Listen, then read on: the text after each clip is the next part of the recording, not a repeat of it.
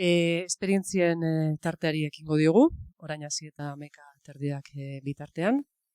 Programan ikusi duzuen bezala, 3 esperientzia izango ditugu, bai? Bakoitzak bere esperientzia aurkeztuko du, bai? Eta 3 amaitzen dutenean orduan irekiko dugu galderak egiteko txanda, bai? Gutxira bera 20 minutu izango ditu bakoitzak, eta 3 amaitzen dutenean orduan izango dugu txanda galderak egiteko, bale? Bueno, hasteko daukagu hemen, nire eskerrean daukate Aitor Nuñez, bera da Gasteizko Salburua eskolako jantoki arduraduna, bale? Eta berak, kontatuko digu beraiek izan duten esperientzia eta daukaten esperientzia, ja, urte batzuetakoa. Eta, jarri digun titulua da Eskola Jangelak eraldatzeko proposamen pedagogikoak. Eta, esan bezala, berak aurkezpena egingo du, eta 3 aurkezpena bukatzen direnean galderetzako txanda. Aitor, eskerrik asko, etortzeagatikan, eskerrik asko prestutasunagatikan, eta eskerrik asko, zuen esperientzia kontatzera etortzeagatik. Apa zuek, egunon, entzuten da, ezta? Igual, ezer baino lehen, aipatzea, ez? Eta zuekin partekatzea, ez? Jantoki arduradunaren lanak eta funtzioak edo funtzioek duten konplexutasuna, zailtasuna, eta ez dela batere erreza guk egunez egun egiten dugun lan hori aurrera ateratzea, ez? Askotan, gure lana ez da oso aintzat hartzen, eskola testu inguruan pixka bat geratzen gara, ez gaude zikloetan txertatuta, kasu askotan, ordutegi desberdina daukagu, eta egia da, kasu batzuetan gutxienez, ez dela aintzat hartzen egiten dugun lan guzti hori, ez? Hezkuntza formala, ez formalaren parte den eremu batean lan egiten dugu, eta ezer baino lehen gure lan guzti hori balioan jarri nahi nuen, zuen aurrean, ez? Uste dut garrantzitsua dela hori azpimarratzea, ez? Hortik abiatuta ja, aipatzea Lurrezek esan duen moduan, ni Gasteizko Salburuako eskolako jantokiko arduraduna naiz. Jantokiak propioki dimentsio handia dauka, guk 700 ikasle ditugu, jantokian 515 matrikula ditugu, 2 ordu terdiz luzatzen da egunero jantoki zerbitzua, eta 3 txandatan antolatzen gara, bale? Nahiko konplexua eta kaineroa da, bale? Guzti hau, esango nuke, abiatzen dela, arrazoi COVID testu inguruan, 2020 garren ikasturte erdialdera, katarsi egoera bat ematen da zentroan, nik esango nuke arrazoiak asko direla, ez? Alde batetik, igual, honekin pasatzen da, ez da? Osa, egiten da? No? Honekin ere? Vale. Jangela, esaten nuen bezala, jangela eredu tradizionala, denok ezagutu dugun hori, eta behintzat urte batzuk lanean daramatzagunok, eta zenbait ikastetxe bisitatu ditugunok, edo ordezko gisa, zein finko gisa, lanean aritu garenean, ikusten da, ez? Hezkuntza sistemak zulo beltzasko ditu, hutsune asko, karentzia asko, baina agian eskola jantokiaren testu ingurua, dramatikoa da, kasu askotan, ez? Espazio kaotikoa, benetan konfliktiboa, lan ikaragarri ematen duena, improvisazio josia, begiraleak formakuntzarik gabe eta kualifikaziorik gabe lanean, ez da inbertitzen, eta horrek ondorioz nabarmenak ditu, ez? Konfliktibitatean, gatazketan, arazoetan, guzti hori gero eskolako ordu lektiboietara garraiatzen da, ez? Bai zuzendaritzetara, arazo mordoa sortzen dizkio zuzendaritzei jantoki orduak, eta bai propioki geletara, ez? Tutoren geletara, arazoak kudeatzen, behin eta berriro, ordu lektiboak galtzen, eta bar, ez. Orduan hortik abiatuta, hausnarketa prozesu bat irekitzen dugu zentroan, beha jo dugu, eta pentsatzen dugu, ez dela, momentua dela, zerbait kontinuista behintzat ez egiteko, eta hausnarketa prozesu bat bideratzea, gure jantokiarekin propioki zerbait egiteko, ez. Orduan, hausnarketa prozesu horren bueltan, planteamendu bat ateratzen da, eta planteamendu horrek 2 ardatz ditu, bale? Alde batetik, gure buruari planteatzen digun erronka da, jantokitik jangelara jauzi hori ematea, bai? Jantokia pesebrea, edo umen aparkaleku gizara ulertuta, jangelara jauzi ematea, ez?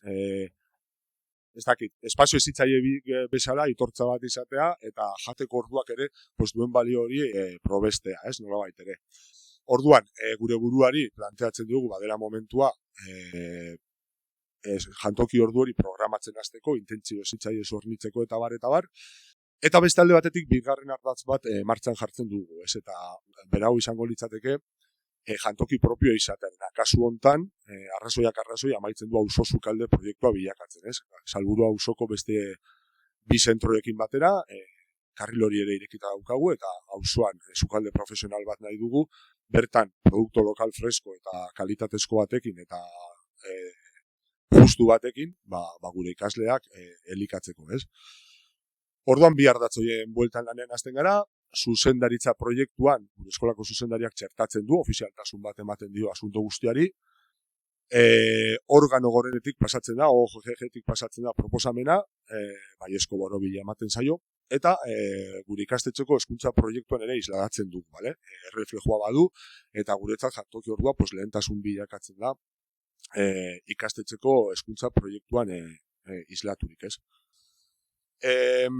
Aipatzea, ez, kompetentzia baldin bada gaur-gaurko irizpidea, eta ikasleen formakuntza integral horri begira, jantoki orduak sekulako aukerak ematen ditu, ez? Orduan guk egiten duguna hausnarketa da, edo filosofia da ikasleak ez diola ezitzari usten 12 herrietatik 3etara. Ez ditugu itzaltzen, ez ditugu aparkatzen. Badaude sekulako aukerak, eta aipatu bezala kompetentzia irizpidea baldin bada, probetxu ikaragarri atera dakioki jantoki ordu hori, ez? Lehen aipatu duan bezala, astean 12 orduz luzatzen dalako. Orduan, horretan jartzen gara, ez? Programatzen, espazio eta denborak antolatzen, eta zailtasun askorekin, bale? Oso konplexua den kontu bat da, begiralek dituzten ratioi berreparatza besterik ez daukagu, 500 ikasle, matrikulatuta, 25 begirale, salbezikin pueda, bai? Baina konplexautasun guzti horren baitan, oso emaitza positiboak ikusten hasi gara, ez? Aipatzea, eman genuen lehen urratzetariko bat izan zela, eskolako espazio guztiak irekitza, bai? Gure ikasleek eskola guztiko espazioak erabiltzen dituzte, psikogelak, aretokiak, frontoia, igual dit, gelak propioki, psikogelak aipatu duan bezala, osea, liburutegiak, orduan, saiatzen garena da pixka bat, guzti hori antolatzen denboretan eta espazioetan eta programatzen, ez? Eta intentzio ezitzaile hornitzen, bale? Zentzu hortan, begiralen papera fundamentala da, funtseskoa da. Vale? Egia da, eta hori aitortu beharra dugu, gure eskolan begiralekin oso harreman ona dugula, eskolatik asko sustatu dugu harreman hori, eta berdinetik berdinera, tratu hori, ez? Eskola komunitatearen parte ezinbestekoa dira, oso ondo zainduak ditugula esango nuke, eta talde nahiko egonkorra da, bale? Asko exigitzen diegu, baina asko ematen diegula ere ulertzen dugu, eta esan bezala, eskolako beste eragile batzuk dira, ez? Orduan zentzu hortan, goraipatzea, euren implikazioa eta euren lana, ez? Ze benetan ere, ez dagozkien funtzioak euren gai hartzeko konpromesu hartu dute, eta benetan ere, honetan sinisten dutela ikusirazi digute, eta implikatu egin dira, ez? Orduan, hemendik ere, euren lan hori, lan guzti hori, balioan jartzea, bale? Jarraitzen dugu, bai.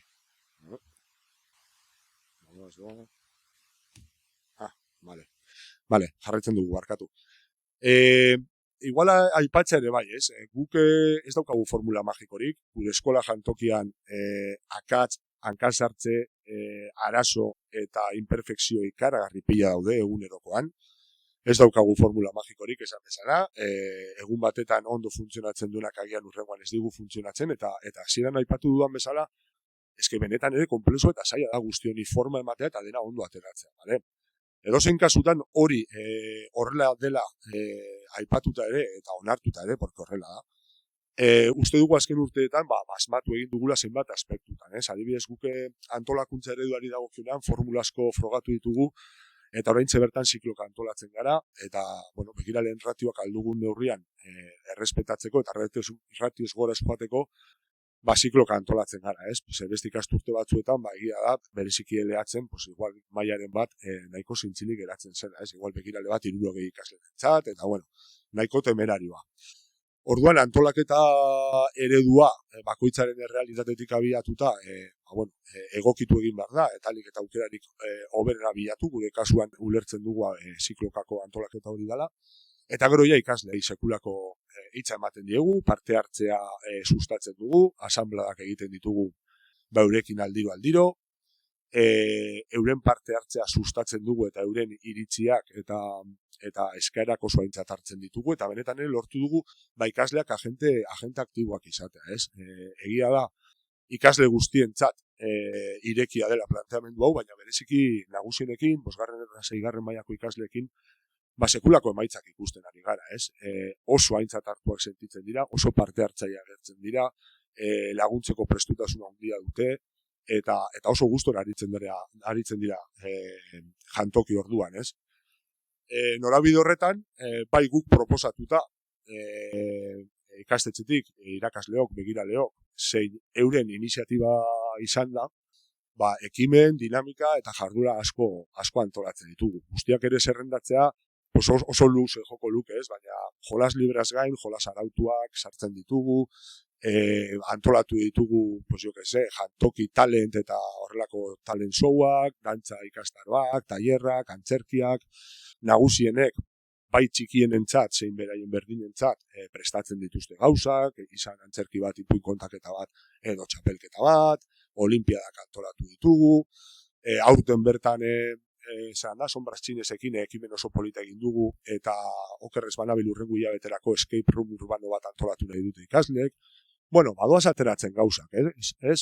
Eta errepikatzen dut, konplexutasun, arazo eta zailtasun guztiekin, porque egunero gertaera anitzen ematen dira, eta batzutan gauzak ez dira ondo ateratzen, bale? Beste batzutan, bikain ateratzen dira, esango nuke, valorazio orokorra oso positiboa dela, baina errealidadeak eta egunerokoak gordinak dira ere, bale? Norabide horretan ere, SOS eskuadroi edo brigadak, hemen adierazten dudan bezala, antolatu genituen, proposamen hau pixka bat ikasleen partetik jaio zen, bale? Eurek parte hartzeko zuten grino hori ikusita, 5. eta 6. mailako ikaslei aukera eman genien euren buruak antolatzeko, ez? Eta eura autonomo batetan, jantoki ordu horretan egin dituzten ekimen eta dinamikak antolatzeko, ez? Helduen jarraipenarekin, begiralekin parte hartzarekin, eta ez? Baina oso interesgarria iruditu zitzaigun, eurek antolatu egin dira, SOS eskuadroi hauetan, esaten duan bezala, eta eurek jolasak antolatzeaz gain, edo txapelketak edo olimpiak beste ikaslentzat gauzak antolatzeaz gain, begirale hoi eta guri jantoki arduradunoi laguntzen gaituzte, bale? Izan mailetan zerbitzatzen edo txikienei laguntzen, pasilloak zaintzen, komunak zaintzen, txikienekin joaten dira eta begiralekin batera, siesta ordura edo pardelak aldatzen daudera txikiekin jolasten daude. Oso hartu emanen politak sortzen dira, bale? Borontatez egiten dute, ditugun 6 lerro hoietatik, edo 6 gela hoietatik, esango nuke 80 bat umek voluntarioki parte hartzen dutela 100 pikutik. Eta arazoak ditugu euren autorregulazio prozesu horietan denak guztiak batera parte hartu ez parte hartzeko, bai, eskenan jende gehiegi baldin badoa espazio desberdinetara laguntza ematera traba egiten diogu, ez? Orduan, horrekin ere zailtasunak izan ditugu azken finean ikasleen borondate eta gogo hoiengatik, ez? Baina emaitzak oso positiboak dira, nagusienek eta txikienek dituzten hartu emanak, zelako harreman politak sortzen eta garatzen diren, ez? Eta benetan ere begiralek eskertzen duten gauza bat da, zelankargetan inpaktu ere badauka. Gezurra ematen badu ere, laguntza hori esker ikaslek ikasteaz gain eta zerbait, euren buruak oso aintzak eta hartuak sentitzeaz gain, begiralei ere laguntzen diete. Eta oso polita da, entregetara hurbil daitezke, eta oso giro polita eta harmonikoa sortu da, bale? Eta testuinguru guzti honetan aipatzea ere, guzti hau garatu dugula, lehen aipatu dut, ez? Eskolatik abiatuta, eskolaren implikazio eta begiralen implikazio hori esker, eta zoritzarrez ez hezkuntza sailaren parte hartzeari esker, bale? Bere garaian, Bildarratz jaunak interes handia adierazi zuen gure proiektuan, bale? Zuzendaritza proiektuan, eta gero IHP-an islada baduenez gure dokumentuak irakurri eta ikusi zituen, eta eskolara etorri zitzaigun pilotaje bat egiteko proposamenarekin. Diru laguntzak, inbertsioak, materialak, diru partida politak, patati patata. Zuzendaritza eta guraso elkartearen aurrean harria jaurtu ondoren eskua ondo eskutatu eta erabat salduta utzi gintuen. Vale? Hori ere partekatu nahi nuen zuekin. Txasko bat izan zelako, uste genuelako benetan ere esperientzia pilak eta handi bat egin zitekela hildo hortatik. Eta bueno, pues, hori ikusita ikastetxetik bidea gure kabuz egin bar genuela erabaki genuen, bale? Norabide horretan ere, ikastetxeko zuzendaritza edo zuzendariak propioki, uste dute beti da biera gainera, esfortzu ikaragarri gain zen, libre kredito elektroniko ordu horien parte bat jantokira bidera zituen, nire lan administratibo guztia lankarga horiek gainetik kendu, benetan ere eskuartze pedagogiko horretan zentratu, eta auzo sukaldearen proiektua ere koordinatzeko, vale? Familiekin batera. Oso emaitza positiboak, lan administratiboak asko baldintzatzen du gure lana, ikaragarri, gehiegi esango nuke, eta egin beharreko gauza bat baldin bada ere, asko baldintzatzen du azkenean, guk eskaintzen dugun zerbitzu hori ez, eta gure eskuartze hori orduan. Jardunerdi hori esleitzeaz gain, gorputz hezkuntzako irakaslearen edo irakasletako baten ordu batzuk nirekin ematen ditu elkarlanean, koordinazioan eta ez. Eta emaitzak ikaragarriak dira. Osea, egia da, errealidadea gordina hor jarraitzen duela, begiralen ratioak brutalak dira, begiraleek ez daukate koordinaziorako apenas ordurik, formakuntza az dezagun, eta dena da borondatez eta sinisten dugulako, ez? Eta benetan proiektu honetan sinisten dugulako aurrera ateratzen dugun pues historia bat, ez? Baina hori, ikastetxeari eta hezkuntza komunitateari esker, ez administrazioari esker, vale? Non gaude? Orain arteko pizkat, ez dakit denbora zenak, 5 minututan ia eske justo goaz eta zuei ere hitza utzi nahi dizuegu. Non gauden? Momentu honetan, pues bueno, hemen aipatzea zertzela da batzuk, ez? Konfliktibitatea eta gatazkei dagokionean aipatzea ikaragarri jaitsi direla. Pero ikaragarri da ikaragarri. Ni jantokian hasi nintzenean egunero 4 o 5 gatazka potolo banituen kanporaketak, familiekin gatazkak, familia konbokatu eskolan eta bar. Pues orain gatazkak egon badaude. Ez dure gezurrik esango. Baina begiralek egiten duten filtro lanari esker eta egiten duten eskuartzeari esker. Esanguratsua den gatazka bat dugunerako, osea, ari gara hizketan, pues igual astean behin edo 10 egunean behin dauzkagula, ez? Asko jaitsi da eta denok kontziente gara guzti horretaz, ez? Orduan postasuna handia, umeak badute zer egin, euren kabuz erabakitzen dute nora jo edo nora ez jo, eta esan bezala hori konfliktoak asko egin dute bera, gelaretara ere lasaiago doaz, eta benetan ere oso gustora datoz jantokira, ez? Ikaslegoa eta familiak gure hezkuntza komunitatean behintzat, pues oso pozik daude. Azken 4 urteetan, buelta handia eman diogu jantoki orduari, lehen aipatu bezala oso handia da gure jantoki eta gure ikaslegoaren 80% erabiltzen du egunero, eta lana ematen zuen, eta aipatu duan bezala, bai tutore eta bereziki zuzendaritzetara, ez? Gustora ez geratzen ezen familia zuzendaritzara jotzen zuen, eta azkenean eskolako zuzendariak jantokitik eratorretako gatazkak eta arazoak kudeatzen ematen zuen bere lan jardun guztia.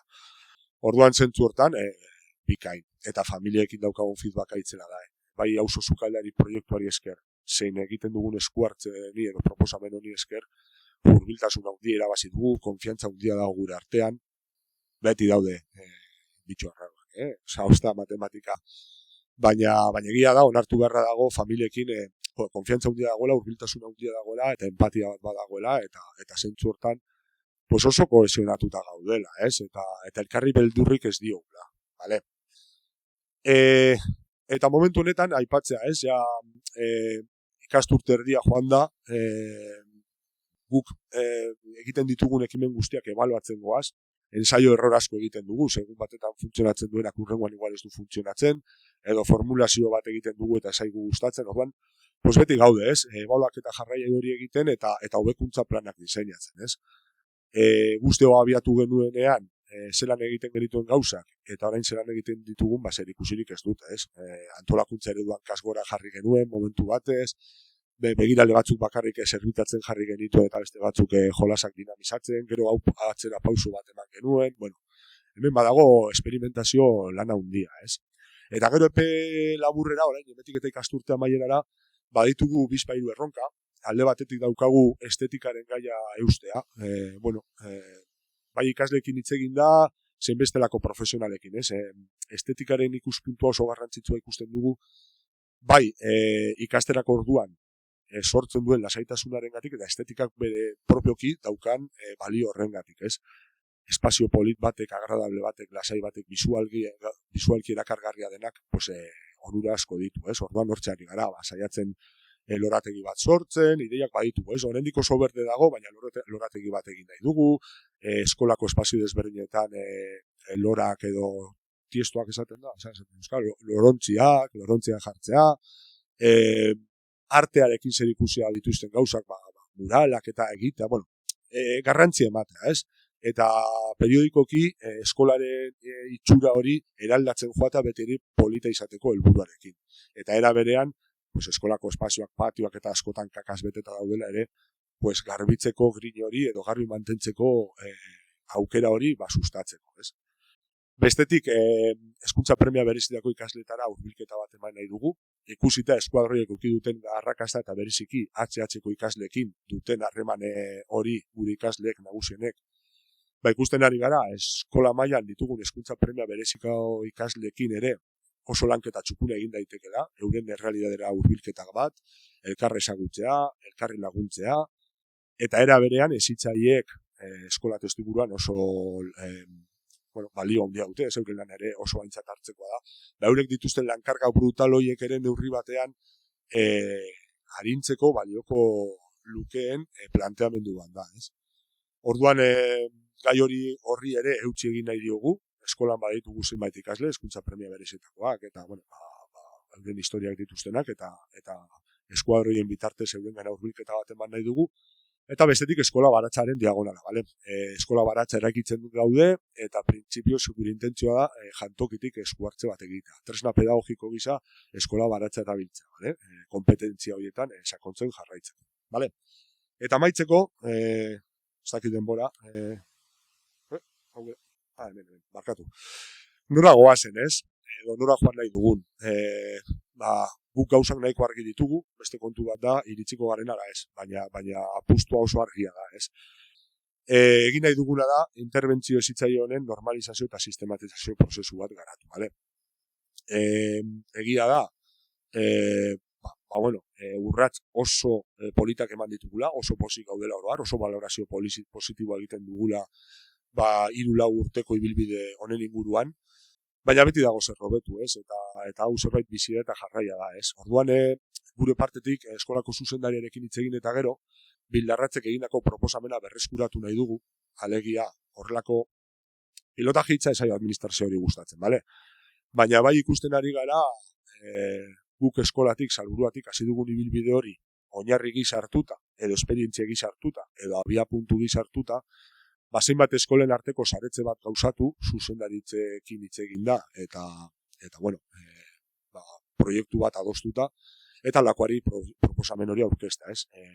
Zentru batzuen artean, pilotaje ez dut esango, baina ez dakit, esperientzia pilaketa bat egiteko, ez? Eta baliabideekin eta administrazioaren parte hartzearekin.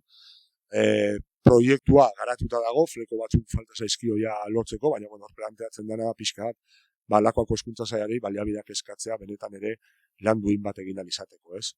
Lan administratiboaren deskargo bat, jantokiko arduradunentzat, begirarentzat formakuntza saioak, baina benetakoak eta onak, koordinaziorako orduak astero ukitza eta hilabetean behin, eta horrek emango liguk aukera benetan ere bide honetan sakontzeko, bale? Orduan, guk plana eta plan B daukagu, ez daukagu bat ere argi administrazioak bat egingo duen proposamenarekin. Argia jaurti zuen bere garaian, gero eskua ondo ere eskutatu zuen. Egia da ere orain, zenbait eragile garrantzitsuren babesa badugula, honekin aurrera egiteko, bai auzo sukaldeari lotuta zein esku hartze pedagogiko horri lotuta, ez dakit buruzari naiz, baina udalbiltzak bere txikimendu guztia eman digu, Ela eta Labek ere, Bilduk ere eman digu, Eig eta gure patera gure aukerarekin sintonian gaude lanean eta ulertzen dugu ere bai. Orduan, ideia da proiektu hori mai gainean jartzea, baina alderdi politiko ere aurkeztea eta benetan ere eskatzea hau serio hartzea eta benetan inbertsio bat egitea, ez proposamen honekin. Edozein kasutan, aterako ez balitz plan B ere badaukagu. Aipatu dugun bezala guk Salburuako eskolan, ordu kreditu libre horiei esker lankarga batzuk arindu ditugu, eta hildo hortatik jarraituta, badakit eskola guztien errealitatea ez dela berdina, baina agian ikastetxe batzuek aukera dute asko gara, EAE mailan buruz ari naiz, sindikalgintza garaitik, baina ikastetxe asko 500 gora esaten didate. Hori, asko gara, ez dakit, 30 ikastetxe biltzen baldin bagara, zuzendaritzetatik, jardun erdi bat kentzen bazaigu lan administratibo hori lan administratibo hori egin ez behar izateko, eta benetan ere esku hartze pedagogiko horretan zentratzeko, eta gure artean koordinatzen bagara, guk eskolan ikusi dugu, emaitzak ateratzen dira. Orduan, bide hori edo karril hori ere zuokin guztiokin partekatu eta hartu nahiko genuke, bale? Garrantzitsua ikusten dugu, ez izatea kasu edo kasuistika isolatu bat, baizik eta benetan ere gogotsu gauden artean elkarlan eta koordinazio ariketa potente bat egitea, esperientziak pilatzeko eta gerora zergatik ez, gutxiengon kurrikulum adostu bat sortzeko, metodologia eta esku hartze eredu bateratu bat izateko, eta guztia ere herrigintza ariketa handi batetan oinarrituta, ez? Eta elkarlan, kooperazio, koordinazio lan batetan oinarrituta, bale? Hori da guri ideia, benetan ere sinisten dugu horretara goaz, eta bueno, bide guzti hori zuokin guztiokin partekatu nahiko genuke, bale? Uste dut, guzti esan dudala, ez dakit denborak eta zen, baina galdera, besterik ez, hori zen partekatzeko geneukana, eskerrik asko guzti hori, eta elkarrekin harreman eta mantenduko gara. Eskerrik asko.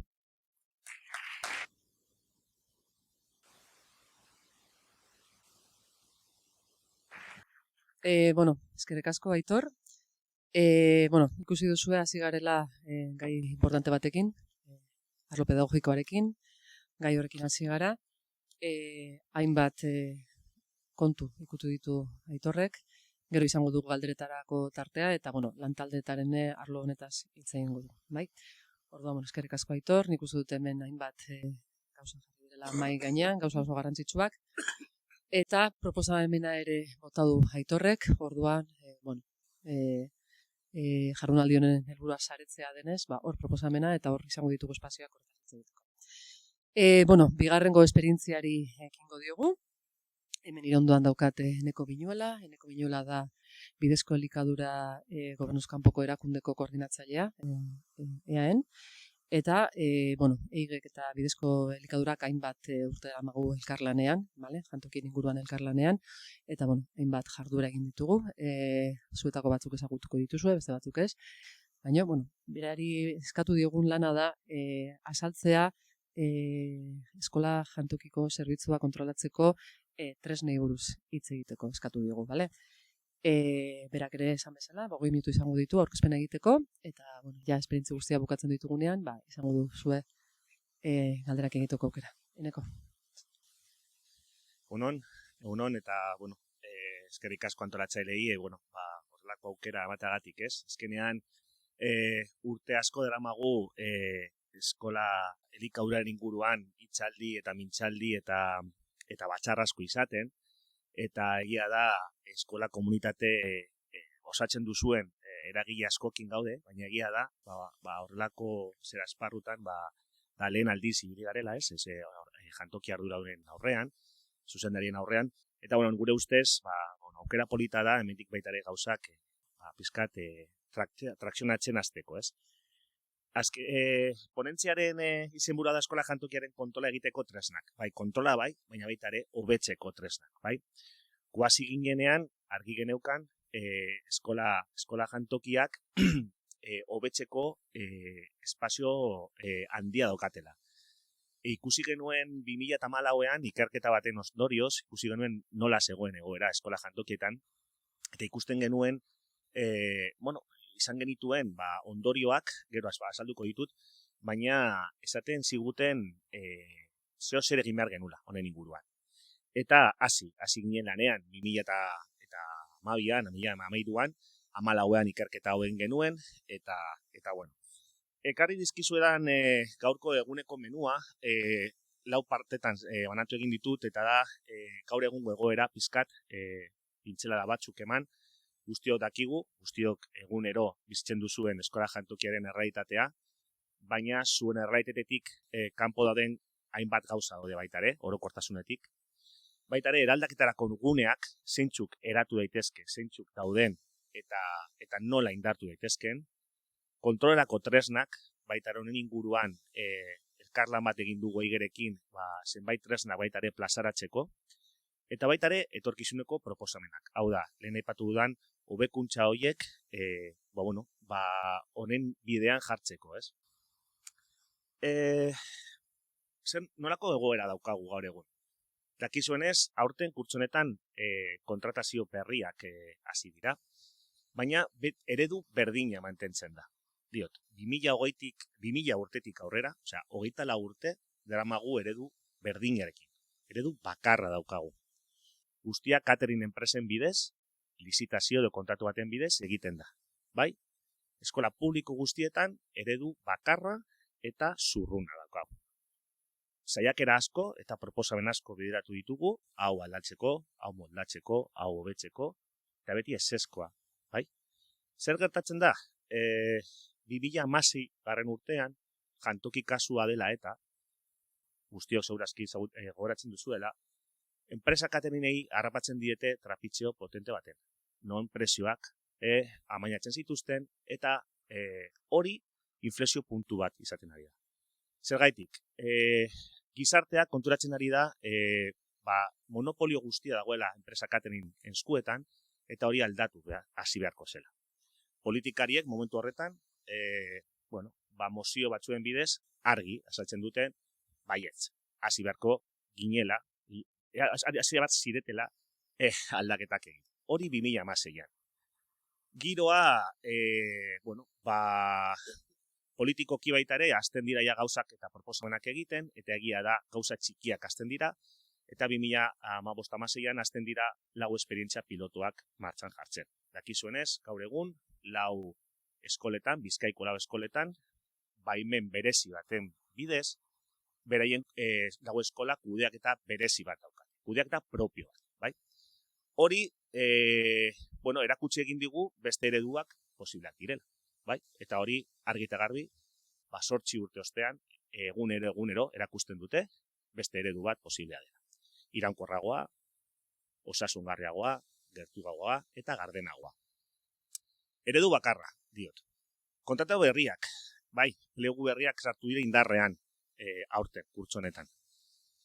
Aurreko urtetan, Jaurlaritzako arduradunekin hitz egiten egon ginenean, honen inguruan, aipatzen ziguten, beraiek zeukaten prioritate bat, eta zen, kontratu berriak atera, eta horrekin hobekuntzak ekarri eskola guztietara. Hau da, unibertsalak izango diren neurriak hartzea eta hori hobetu.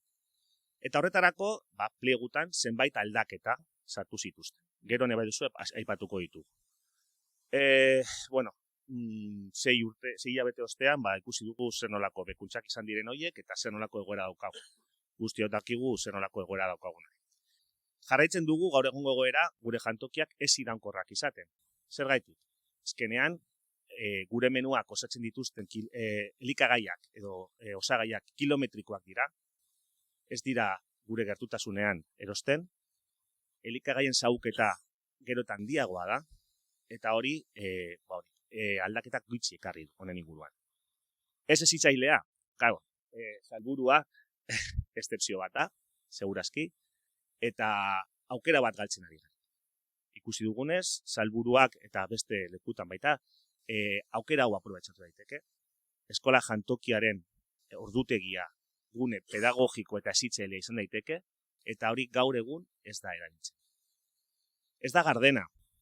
Azkenean, diruetan eta hainbat gauzetan galderak botatzen dizkiegu eta gehienetan ez ditugu erantzuna jasotzen.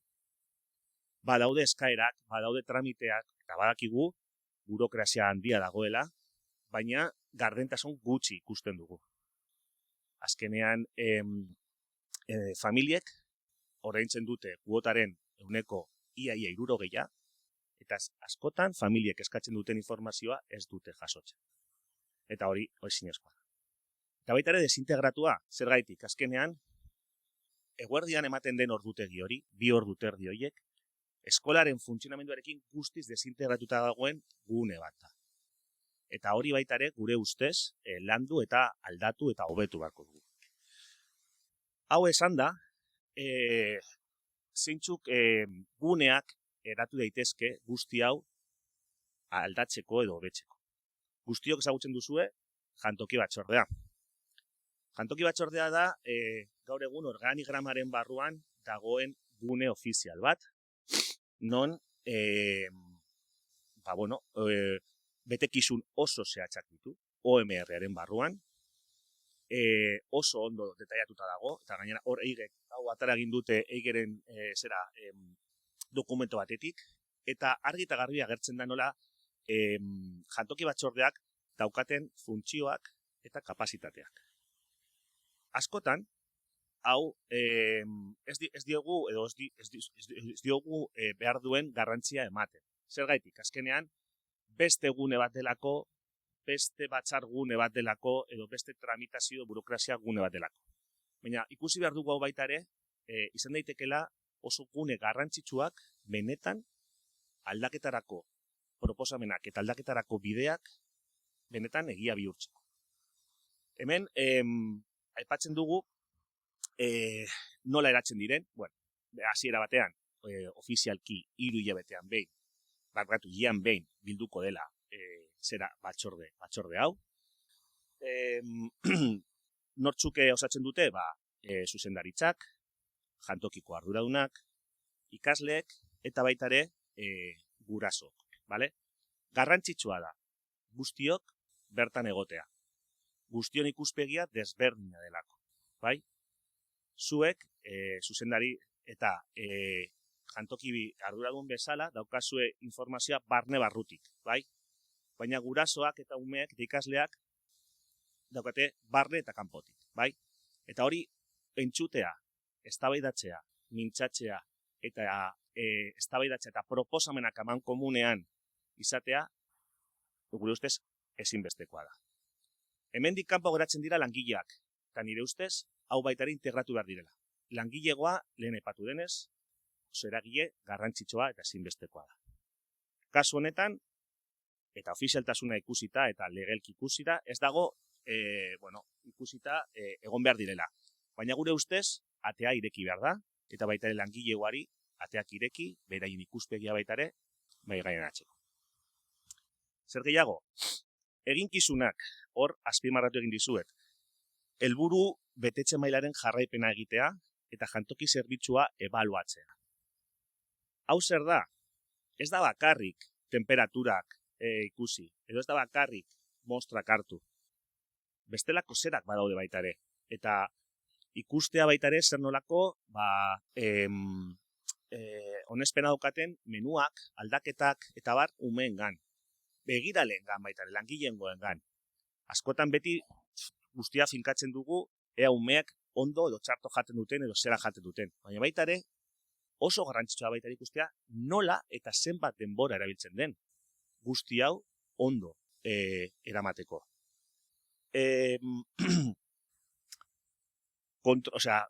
Kontratu berrien jarraipenean, esparru hau dugune hau oso garrantzitsua den daiteke. Funtzioen artean, hori baita ere dagolako. Kontratu horien jarraipenean kontrola. Gero erakutsiko dizuet, zeintzuk lanabez prestatu ditugu. Baina garrantzitsua da. Lehen aipatu du Aitorrek, karga administratibo handia dagoela jantoki arduradunengan.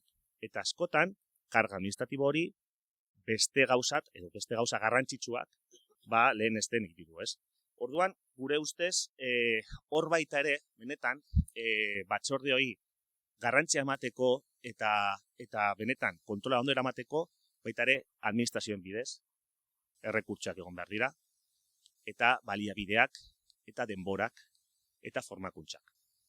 Gero, jantokiko arduradunak dituzuen funtzioen artean, hau da, zerbitzatuaren kalitatea kontrolatzea, eta baldintzak, hau da, kontratuaren baldintzak betea hastea.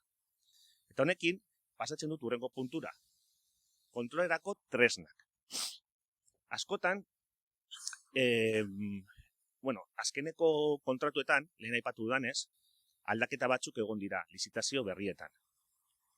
Aldaketa handienan gure ustez da loteak nola banatu dira, bai? Lehen, gogoratzen baduzue, loteak in situ eta garraiatuak batera zijoazen. Orain, banatu egin dira, bai? Orain lote batzuk dira sukaldea daukasun eskolentzat eta beste batzuk garraiatua daukasun eskolentzat. Hori aldaketa eta gure ustez hobekuntza bat, bai? Hobekuntza. Baita ere, prezioaren, lizitazio konkurtso horren zera pisuan, prezioa jeitzi egin da. Lehen 160 zen, orain jeitzi egin da, uste dut 138, bale? Orduan, prezioa 38 puntu ditu, eta kalitatezko baldintzak 70. Bale? Hori aldaketa bat da, hasiera baten, kanpotik ikusita, hobekuntza interesgarria. Zen eta hor, prezioa ez da izango, ezinbesteko baldintza bat edo dena determinatuko duen baldintza. Baina letra txikia ikusi behar dugu. Bale? Hobekuntza horietan, kalitatezko baldintza horietan, zenbait premisa sartu zituzten. Bai? Elikagai ekologikoak egotea, astean 16 osagai ekologikoak egon behar dira menuetan, hornitzaileak gertutasunezkoak izan behar dira, eta esaten dudan hornitzaileak ez dut esaten ekoizleak, hornitzaileak esaten dit, hori aldaketa eta matiz hori garrantzitsua da. Eta beste puntua da komerzio justuko bi elikagaiak egon behar direla, bi osagai, bale? Guzti hau bete behar da. Bete behar da. Zer gertatu egin da?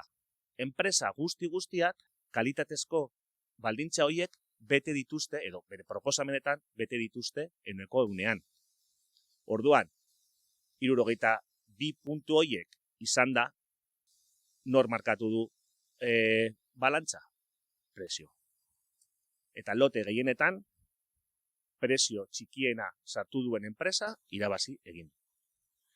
Hori, argi eta garbi uzten du, sistema berdina jarraitzen duela. Eta gure elikadura, gure seme-alaben eta zuen eskoletako menuen zerbitzuak negozio bat izaten jarraitzen dela. Hori horrela da. Kalitatea bai, vale? Sartu dute, baina azkenean eredua eta orokortasunetik ikusita dena berdina mantentzen da. Horregaitik, honen inguruan hausnarketa sakon bat egin genuen eta erabaki genuen pliego hauek, baldintza hauek, kalitatezko zera hauek kontrolatutak izan behar direla. Eta horregaitik checklist bat prestatu genuen. Bai, hau gainetik pasako naiz gaur, porque ez daukagu denbora sakontzeko, dokumentu potente bat dago Eigeren webgunean, oso ondo azalduta, izango duzue linka eta guztia, eta checklistak baitare eramateko pausu guztien argibideak, bale? Eredu bat jartzeko. Ikusi dugu nola, igual oso txikiak ikusten da, baina bueno, bi partetan banatu dugu, bai? Kudeaketaren kontrola eta lehengaien kontrola. Kudeaketaren kontrola azkenean dira baldintzak, enpresak, bere proposamenan, sartu dituen proposamenak, eta hoiek behartzen ditu hauek betetzea, bai? Bueno, zenbait gauza, ez? Kalitate kontrolak, zehaztapenak, batxarrak mantentzea enpresetako arduradunekin, gardentasuna, eta. Hor daude denak oso ondo aipatuta, bale? Ez nahi sartuko la letra pequeña, bale? Baina hoiek argi eta garbi bete behar dituzte, horrela esan zutelako aurkeztu zuten proposamenean, bale? Beste gauza dira lehen gaiak, bai? Zein kalitatezkoak izan beharko diren, zenbat aldiz egon behar diren astean, edo hilabetean gehienez, zeintzuk sartu edo zeintzuk sartu ez direnak. Hor daude batzuk maonesa, patata frigituak eta baretak. Vale? Hoiek argi eta garbi, esarritak daude kontratuetan. Eta behartutak daude hauek betetzea. Zer gertatzen da? 24 urte hauetan, kontrolak izan dira eskasak. Bai, egia da kontrolak direla, kalitatea, segurtasuna, hori bai, hori ez dugu esaten, eta egia da, horretan ez dugu pegarik jartzen. Baina gero, kontratuak martxan jartzen direnean enpresak esaten dute kalitatezko elikagai batzuk sartuko dituztela. Kalidad extra en no seke, edo horrelako zerak. Edo izostutatako zera ez egin edo zera bili, patata frigituak, maonesak. Guzti hori, azkenean, kontrola gainetik egin da, eta enpresek horretaz baliatu egin dira. Orduan, ekimen hau aurrera atera dugu, lantalde bat osatzen ari gara, gaur hemen beste bultzada bat izan daiteke hau aurrera ateratzeko, eta jakin dezazuen ja martxan jarri garela honetan. Eskola batzuk ja hasi direla, hau txekeatzen. Diot, hau dena material guztia dago Eigeren orrialdean, webgunean, baina gero, igual saioak azaltzen digu edo Lurdes, dinamika ostean, segun eta zin interesa daukazuen, informazio espezifikoa eskatu dezakezuegu, bale? Ez dago inorako arazorik. Zer gehiago, etorkizuna begira, hobekuntzak. Bata argita garbi dago. Pleguak kontrolatu. Gardentasuna mantendu. Aurreratzen naiz pizka bat, segurazki galdera bat izango da, eta nola kontrolatzen dugu 10 elikagai ekologikoak daudela menuetan. Ez? Azkenean hori, beti, galdera hori agertzen da beti. Hasiera baten, eta ez baten, agertu behar da fitxetan. Hau da, zuek egunero jasotzen duzuen menuetan, edo elikagaietan, agertu behar da hori. Zeintzuk elikagai, non datozen, beren prozedentzia, albaranak, badakit, gehienetan ez da horrela gertatzen, baina legitimitate osoa daukazue hori eskatzeko. Eta, azkeneko kontratutan, enpresek akordio batera edo zera batera aldu dira, non beraik barne mailan daukate aplikazio bat informatikoa eta bertan informazio hori agertzen dela, bai? Nondik edo zer nolako elikagaiak osatzen duten menuek, prozedentzia eta zera, deskripzio guztiak, ekologikoak diren edo ez, bidezko merkataritzakoak, eta bat. Hori, hasiera baten enpresek izan behar dute. Eta gaur egun, guraso elkarteek antolatzen hasi dira, hori eskuragarri izateko. Hau da, transferentzia edo gardentasun hori egoteko.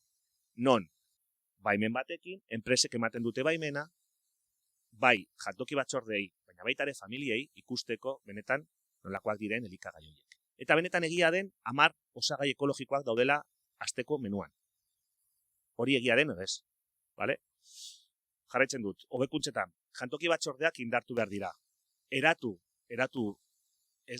behar diren, eratutak ez dauden tokitan, eratu behar dira, uste dugu oso gune eta lanabez garrantzitsuak eta ezinbestekoak direla, esfortzu egin behar da hau egiteko eta konpromesuak, eratutak daudenean baitari indartu, formakuntzak eman, lanabezak eman eta jarraipenak eman. Eredu berria, guarki daukagu, bidezko elikaduratik, eigetik eta gure platera, gure aukeratik, eredu hau guztiz agortatuta, guztiz bukatuta. Eredu berri batzuk eraiki behar dira. Eredu osagarriak nahi badugu, baina eratu behar dira. Gure ustez, deszentralizazio prozesu bat egon behar da, eta nahi duten eskolek, nahi duten eskola komunitateek aukera izan behar dute beste eredu bat martxan jartzeko. Hau, daramagu urteak eta urteak lanean, eta badaude proposamenak mahai gainean, zenbait herri, zenbait eskola, plazaratu dute ja, jaularitzari, beraien eredua. Erantzuna guztio dakigu. Baina erantzuna argita gauri dago, zergaitik. 2000 urteko araudia ez duelako baimentzen horrelako ereduak. Orduan hasik beharko gara araudi hori moldatzen. Eredu berria gure ustez parte hartzaile izan behar da, deszentralizatua, eta 2 linea gorri mantenduz. Prezioa ez da igo behar, ez da langilegoaren egoera aldatu. 2 linea gorri argi dauzkagu.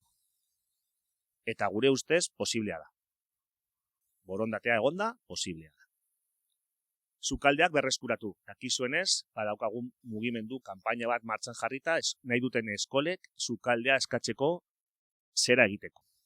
Bueno, badakigu 50 eskola baino gehiago eskatu duzuela sukaldea, eta momentuz pilota Jaurlaritzaren batiratuan dago. Lanabes pedagogikoa. Argitagarri Aitor, bere esposaketan oso ondo azaldu duenez, hemendik aurrera, hau gure ustez landu behar den gauza bat da. Eta Jaurlaritzak bere lege berrian esaten duenez, hau sustatu behar dela. Jantokia lanabes pedagogikoa edo esparru pedagogikoa ez dakit da, gauza oso ambiguo bezala sartu dute, baina agertzen da zeozer.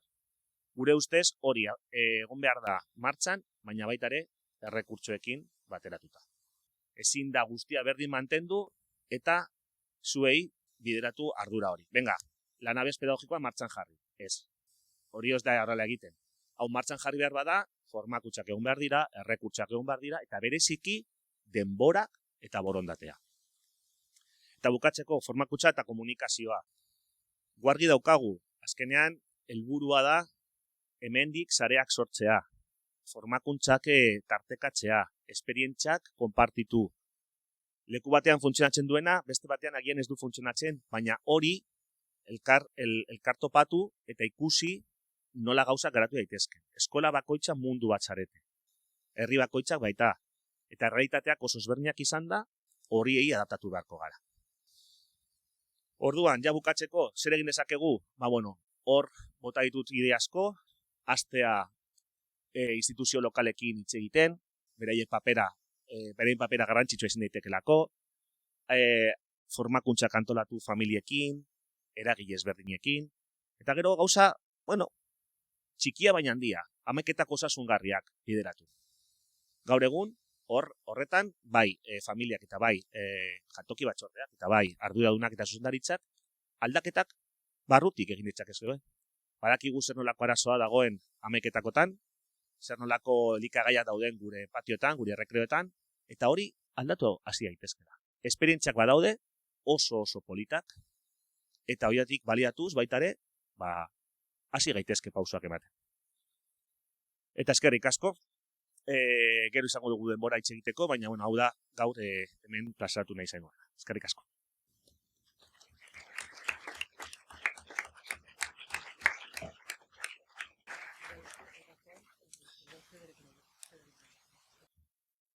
Eskerrik asko Eneko. Ikusi duzuen bezala, Eneko hitz egin dugu jantoki zerbitzuaren kontrola egiteko tresnei buruz, bai? Argi daukagu zerbitzuaren kontrola Jaurlaritzari dagokiola, azkenean Eusko Jaurlaritza da kontratua sinatu duena enpresekin, baina Enekok azaldu duen bezala, eskoletan baditugu espazioak, ahalmenak eta tresnak ere sortu ditugu kontrol hori egiteko, bai? Eta bera komentatu duen bezala, gero bukaeran amaitzen dugunean ebaluazio bat egingo dugu, bai? Eta hor izango duzu aukera, gairen batean interesa duzuenok, hor asaltzeko, bai? Eta hala, guzuekin harremanetan jarriko gara, bale? Eta, hirugarrengo esperientziari ekingo diogu, eta honekin ja amaituko dugu, esperientzien aurkezpena. Nire ondoa ditut Federico Abreu, eta Usue Ariz. Usue Ariz gurasoa da, Bilboko Mujika Eskolako ama da, eta EAUtzeko langilea baita ere, orduan etxean dago baita.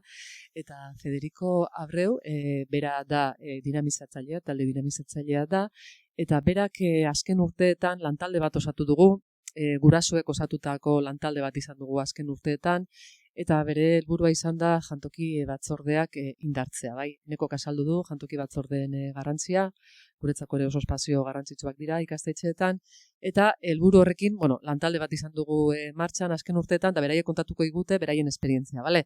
Erderaz egingo dute, baina, gero aukera dituzue galderak euskaraz egiteko, eta, Fede, Usue, zuena behitza, eskerrik asko. Bueno, mi esker Lourdes, Eneko, invitacionegatik. También mencionar a Yone Otero, que ha sido quien ha estado dinamizando junto conmigo este proceso, que hoy no ha venido. Pero bueno, yo, si me permitís, voy a hacer la presentación en castellano, ya os pido disculpas. Y quería contar brevemente, lo mío va a ser muy breve en realidad, porque la visión interesante de este proceso es la que tiene Juve, no la que tengo yo. Simplemente cómo funcionó, qué fue lo que hicimos en este proceso que creo que empezamos a conversar con Eneco por 2018, si no recuerdo mal. Empezamos a idear la forma de buscar alguna alternativa, algún proceso que nos permitiera trabajar y fortalecer las comisiones de comedor, buscando algunas ideas que nos pudieran ayudar a contribuir en esos procesos. Y en esa pensada, una de las ideas que planteamos es la realización de esta IAP. En realidad la IAP es una sigla proveniente de la Investigación y Acción Participativa, probablemente muchas de vosotros ya las conoceréis. Es una metodología heredada de las epistemologías críticas latinoamericanas, que tiene una triple característica que se enuncia en el propio nombre. Es una investigación, por lo tanto es un proceso que promueve la producción de conocimiento. Lo que se busca es generar nuevo conocimiento. Pero a diferencia de las metodologías de la academia más tradicional, lo hace a través de unos procesos que salen del academicismo, por decirlo de alguna forma, utilizando una forma igual no demasiado acertada de mencionarlo. Es una investigación, acción, por lo tanto la producción que se espera de este proceso no es solamente la producción de conocimiento, que también, sino la generación de un plan de acción, la elaboración de unas ciertas propuestas que se puedan llevar adelante. Y finalmente es una investigación acción participativa, vale decir que se lleva adelante con la propia población sujeto que está afectada por la problemática determinada que se está investigando.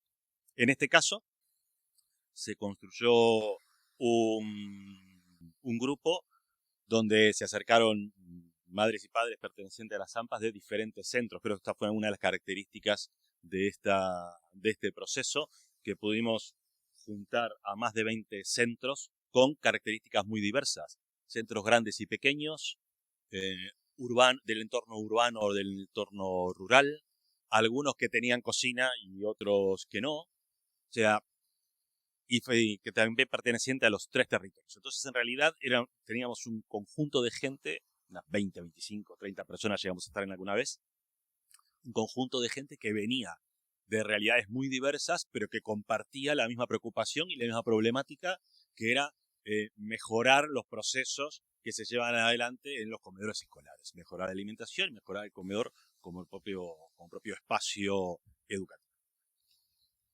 Entonces, lo primero que construimos fue la generación de un problema sobre qué cosas íbamos a investigar. No deja de ser un proceso de investigación y por lo tanto no deja de partir de un problema o de una pregunta. Y este era el problema que nos habíamos planteado nosotros. Pensábamos que las comisiones, como los mencionó Eneco anteriormente, que son un agente tan importante dentro del sistema educativo en general,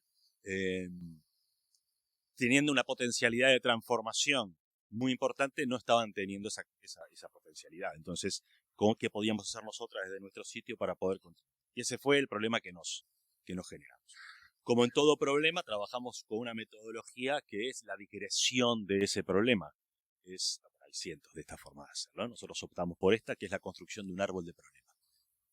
Si las comisiones de comedor no tienen la capacidad transformadora que pudieran tener, nos empezamos a preguntar por qué. ¿Cuáles son las razones para que no las tengan? Y ahí empezamos a generar una serie de líneas de causalidad. También hay quien puede matizar que los problemas complejos no siempre responden a una lógica de causalidad, pero bueno, ese es otro debate para otro momento. Pero en este caso optamos por esta método y construimos este gran entramado. No se lee nada de lo que dice ahí, pero simplemente para que vean que el entramado, claro, cada uno de estos son causas de ese gran problema, causas del problema. Y al final lo que hicimos fue transformar eso en este otro cuadro, que es el problema central, que viene a representar el tronco del árbol, un primer nivel de causalidad de ese problema. Nosotras identificamos como 4 grandes ejes. Primero, que las comisiones de comedor, participar en esas comisiones eran espacios que no eran amables, que era un espacio difícil de participar.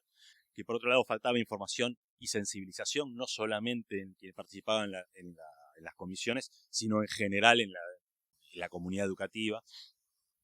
que la normativa que se encontraba en ese momento chocaba con las necesidades que tenían las familias respecto de la alimentación de sus hijas y de sus hijos, y por supuesto, una variable que siempre es causa de todos los problemas, la falta de presupuesto para poder hacer cambios o para poder innovar y hacer cosas.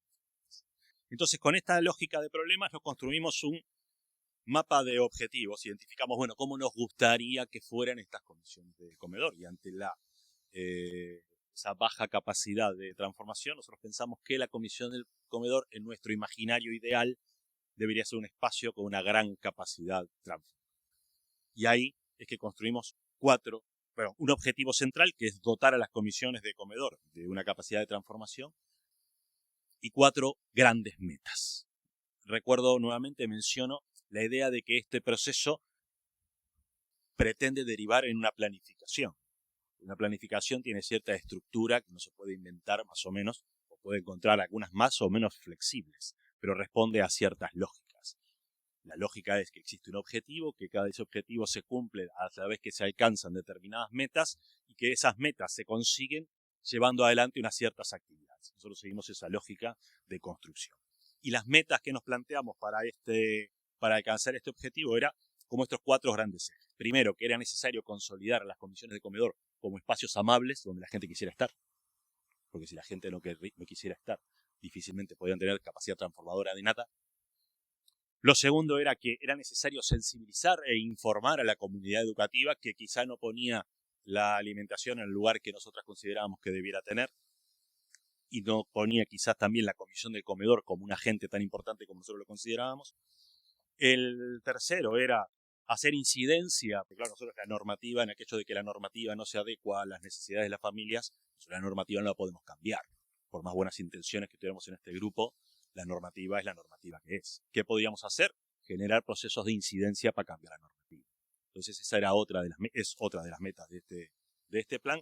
Y finalmente, quizá la meta más ambiciosa de todas es la de integrar al comedor como parte del proyecto educativo de los centros. Que el comedor pasara a ser un eje también integrador en el proceso de educación de nuestras hijas y nuestros hijos. Y generamos un plan que, como decía, tenía estas 4 metas y a su vez una serie de objetivos. Este proceso nos agarró la pandemia en el medio y nos llevó 2019, 2020, 2021 prácticamente. Ahí terminamos el plan y a partir del 2022 empezó a ejecutarse este plan. ¿En qué momento estamos ahora? Como en 2 grandes procesos. Por un proceso estamos en todas estas actividades que tenemos del plan. Yo estoy hablando de memoria, pero yo creo que el plan recoge, no sé si 65 o 70 actividades diferentes. En este gran proceso ambicioso que nos planteamos de llevar adelante cosas, empezamos por priorizar. Y estamos priorizando en este momento cuáles son las actividades queremos empezar a actuar con más rapidez. Y para ello, a través de esa priorización, estamos generando diferentes equipos de trabajo que se van a concentrar en llevar adelante algún tipo de actividad. Por ejemplo, comunicación, formación, etc. Y lo otro que estamos haciendo, que lo estamos haciendo también paralelamente con este otro proceso de generación de actividad, de priorización de actividades, es un proceso de diagnóstico de formas de participación diferentes. Queremos poder identificar entre 4 y 6 centros pilotos que todavía no hemos terminado de elegir, qué capacidad de participación podemos encontrar en la comunidad educativa para llevar adelante este plan. Entonces, estamos en esos 2 procesos que van en paralelo. Bueno, aquí tenemos estos itinerarios diferentes de participación, no me voy a detener en esto. Nos hemos planteado como 4 diferentes y bueno, el proceso están como muy establecidos. Yo voy a terminar mi parte simplemente mencionando algunas de las cosas que nosotros consideramos de este proceso de 2-3 años largos ya. Algunas ideas compartidas que sacamos en algún momento, algunas, no sé si llamarle recomendaciones o algunos tips o cosa que nos parecieron importante y que hemos aprendido durante este proceso. Que es importante construir una definición común de la comisión del comedor. Una comisión del comedor que a su vez vigile y que a su vez también informe. O sea, que sea un agente de dinamización de la información también dentro de los procesos. Segundo, que es imposible llevar adelante estos procesos si no se logran tejer y construir alianzas entre agentes que son diversos. La potencialidad de este proceso de transformación solamente se concretará en la medida en que diversos agentes estén de acuerdo se pongan de acuerdo en la necesidad de poder llevar adelante. Y ahí aparecen desde agentes públicos, como pueden ser los ayuntamientos, como ven ahí en las manos están dibujadas, como las trabajadoras del comedor, como las direcciones de los centros educativos, como las familias, una relación multicausal. La dirección es un agente central dentro de este proceso. Son agentes que pueden dinamizar, que pueden hacer que rápidamente los procesos se pongan en funcionamiento. La idea del comedor que decíamos también como proyecto educativo también es interesante. La formación del personal que trabaja en el comedor también es interesante. Una formación que requerirá también poder avanzar en sus competencias educativas, en pensar en transformar el comedor en un espacio que se adecue y que se integre dentro del proyecto educativo global. Una participación activa del alumnado. El alumnado creemos que también nosotros tiene que tener un rol dentro del trabajo de las comisiones del comedor y del comedor como tal, un rol mucho más activo que el simplemente pasivo de estar ahí comiendo, valga la redundancia, y también tener claro que este proyecto es un proyecto transformador, que lo que busca es modificar la realidad. Y para esa modificación, que esa orientación de transformación nunca debe olvidarse. Entonces, más allá de esto es lo que quería yo contar simplemente, pero le voy a dejar la palabra a Usue, que es una protagonista real. Nosotros nos dedicamos a facilitar la inteligencia ajena, es una protagonista real de este proceso y que puede contar mucho mejor que yo lo que hemos hecho. Egunon. Bueno, primero agradecer a EIGE, a Bidescoelikadura, a EISE, este espacio para compartir todo esto. Y también, bueno, pues por añadir aquí un poco la visión de las familias, que bueno, que es una responsabilidad, que estoy aquí entre tanta gente como única representante de las familias. Y bueno, entonces yo voy a contar un poco cómo he vivido yo en primera persona todo el proceso que ha comentado Fede. Pero bueno, habrá cosas pues que sean compartidas y otras a lo mejor no tanto. Digo, el resto de las familias. Yo pues empecé un poco a contactar primero creo que fue con Neco de Bidescoelikadura y con Lourdes. Bueno, pues creo que acudí hace unos 4 o 5 años a alguna charla suelta donde se empezaba un poco a mover todo este tema del cambio de modelo de comedor. A raíz de eso nos propusieron participar en la Escuela de Alimentación para Familias, que participamos junto con otras 2 escuelas de la zona. Y después de esto, pues bueno, surgió todo lo que ha comentado Fede de realizar la IAP y nos propusieron a Mujica que participáramos y bueno, pues dijimos que sí y entramos un poco en todo este proceso. Lo primero, lo que ha dicho Fede, era 20 escuelas con realidades muy diferentes, urbanas, rurales, con cocina, sin cocina, y bueno, pues que ahí había voz y espacio para todas, ¿no? Y también en mi caso personal, ¿no? Que es una escuela pequeña, urbana, sin cocina, ¿no? Pues también teníamos ahí nuestra voz y pues ese aprendizaje de todas esas otras escuelas que a lo mejor pues llevan más rodaje, han tenido más capacidad de hacer cosas y bueno, pues sobre todo pues aprender. Y lo primero pues fue esas ganas de compartir todas con todas. Porque como yo digo, si se juntan 2 amas o 2 aitas que están en comisiones del comedor, pues tienen tema de conversación pues para una semana como poco. No son tantas cosas las que están centradas en el comedor desde el punto de vista a lo mejor de la salud, que habrá personas que eso sea lo que más les mueva, otras personas serán igual el tema de la sostenibilidad, de dónde vienen esos alimentos, cuánto se tira eso a la basura porque el modelo no se adapta. Desde el punto de vista obviamente pedagógico, son nuestros hijos e hijas, ese agujero negro que a veces se puede convertir ese espacio y tiempo, ¿no? de Jantoki. Entonces hay tantos temas, abarca tantas cosas que bueno, pues que tenemos como mucho que compartir. Entonces pues ahí, ¿no? Han entrado Fede y Ione, que lo que han facilitado es que esa reflexión pues sea un poco más ordenada, ¿no?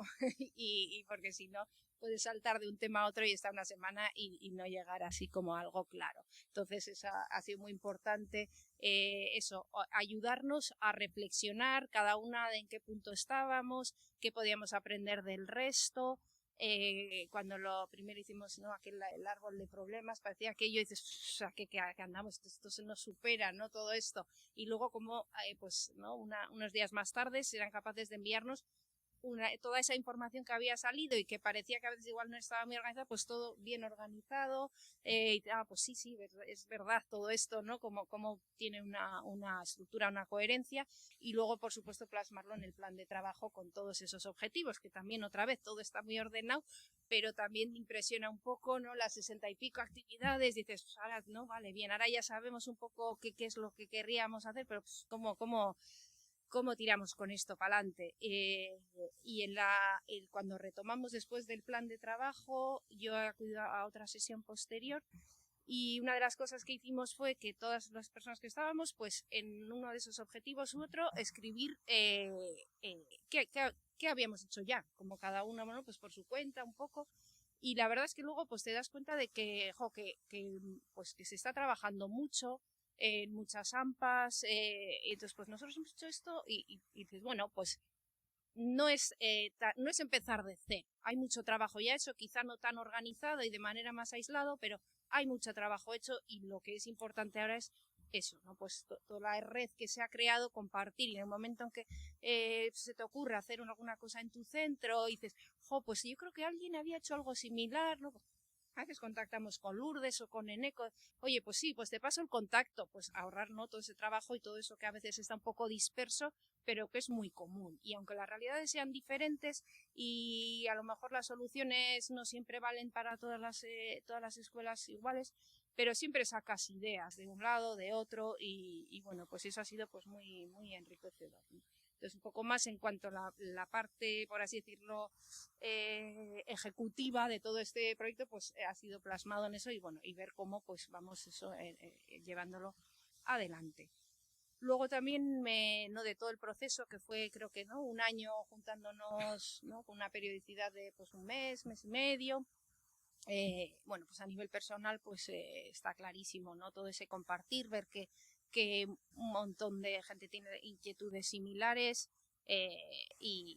y al final de las sesiones, ¿no? Casi siempre se acababan así, pues, ¿no? Pues así a modo de reflexión, venga, ¿no? Pues una palabra que resuma, tal cual. Yo en ese momento siempre me entran como los nervios y no sé qué decir, no digo, ay, ¿cómo, no? Y digo, yo vengo más del mundo, ¿no? De la ciencia, donde lo importante son los datos, y esa parte a veces no emocional que recoja también eso, pues me queda ahí un poco como, y entonces la gente así, ¿no? Pues siempre salen palabras, ¿no? Un poco, pues compartir, ilusión, esperanza, y digo, ay, todas, y cuando llega ya, y pues intento decir algo así como para salir del paso, pero la realidad es que luego digo, si es que comparto todo esto, ¿no? Todas esas emociones que generan después de haber estado 3 horas compartiendo, pues es que son comunes. Eso sí que, no, vengamos de donde vengamos, pues es eso, ¿no? Pues todo se resume en eso de, pues ilusión, mucho trabajo, seguir para adelante, compartir, y bueno, y un poco viendo que como no hoy os habéis juntado tantas responsables de comedor, pues supongo que aunque sea desde otro punto de vista tendréis una sensación parecida, ganas de compartir. Seguro que si os juntáis en la hora del café, pues en mi centro esto, en mi centro lo otro, pues nosotros hicimos aquello o lo otro, pues seguramente será desde el otro lado, pero una cosa bastante similar. Entonces, pues no, pues esto que hoy empieza, como ha dicho antes Sayoa, de EISE, que esto es la primera reunión, y que luego pues todo ese compartir entre responsables de tanto, pues eso, ¿no? Desde experiencias o sentimientos, pues que es siempre positivo. Y Y entre otras cosas de las que me quedo también después de todas esas reuniones o charlas o cosas a las que he ido asistiendo, es, ¿no?, esa admiración por las AMPAs que han hecho tanto trabajo en este ámbito del comedor y en otros, ¿no? Han sido capaces, no sé, de peatonalizar calles y cambiar circulación, ¿no? Han sido capaces de transformar patios que eran un asfalto en patios activos, inclusivos, verdes. Han sido capaces también, en el tema que nos ocupa, de transformar, ¿no? Tenemos muchos ejemplos, varios, cada vez más, pues desde Orduña, Guernica, Marquina, un montón de ejemplos que contra viento y marea han sido capaces de cambiar. Y eso es, como, para mí, es admiración total de todo ese trabajo que se hace, porque muchas veces pues lo que ha salido aquí, no tanto por la parte de Aitor, de Eneco, pues como pues gobierno vasco es un muro que es pues muchas veces infranqueable a la hora de querer cambiar algo, y aún así pues hay experiencias, hay cosas en las que se ha conseguido, ¿no?, con todo ese trabajo. Y cuando yo escuché a Aitor la primera vez hablar de todo lo que había hecho en una de estas reuniones que tuvimos como a principio de curso, y cuando escuché así todo eso, digo, joder, todo esto, digo, qué envidia, que todo, que también, ¿no?, esa admiración. Y cuando, porque era una reunión y estábamos AMPAs, y luego, claro, cuando ya lo contó así de una manera informal del tema que sale, y digo, no, es que es responsable, como le digo, claro, digo, ahí está la clave, ¿no? Y fue un poco como, claro, las AMPAs tenemos una gran, ¿no? Las AMPAs somos amas, aitas ¿no?, de hijos e hijas en edad escolar. Queremos ofrecer ¿no?, una educación digna, de calidad, todo, y eso pues también reflejado en el tema del comedor, y le ponemos mucha ilusión, mucha motivación, pero muchas veces, claro, lo que nos falta a las AMPAs es esa capacidad de decisión que no tenemos ¿no?, a través de la comisión, y es lo que queremos dar, y el OMR, pero luego hay muchas otras cosas que se tratan. Yo desconozco un poco el funcionamiento de las escuelas por dentro, pero bueno, en las comisiones pedagógicas, reuniones de ciclo, claustros, un montón de cosas en las que ahí no sabemos lo que pasa. Entonces muchas veces preparas algo con mucha energía y luego pues a veces queda ahí un poco que luego, incluso aunque se lleve adelante eso que a lo mejor ha salido de la AMPA, no sabes muy bien qué ha pasado, ¿no? Falta un poco eso, o incluso a veces pues eso, que nos falta que no tenemos muchas ganas, ilusión, trabajo, pero la capacidad de decisión es la que no la tenemos. Obviamente está en los centros escolares, obviamente.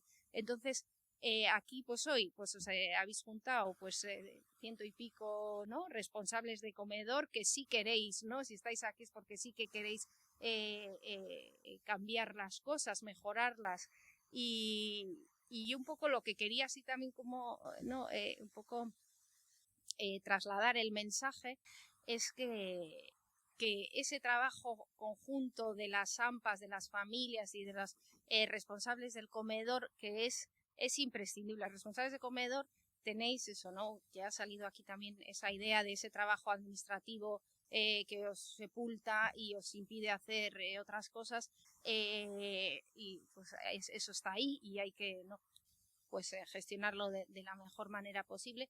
Y las AMPAs lo que tenemos es motivación.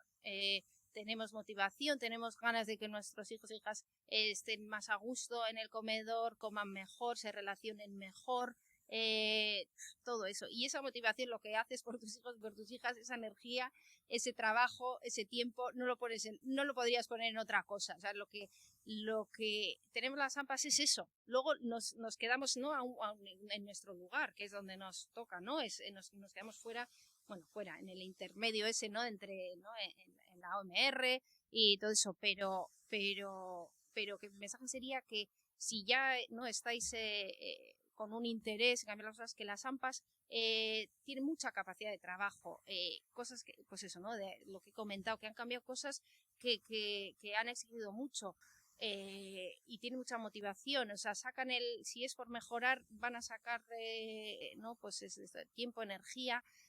Y si bien es verdad que tampoco es exigible a las AMPAs que hagan, ¿no?, lo que han hecho, porque es como heroico, ¿no?, los ejemplos de los cambios, no es algo que se pueda y se deba exigir que eso tenga que venir de las AMPAs.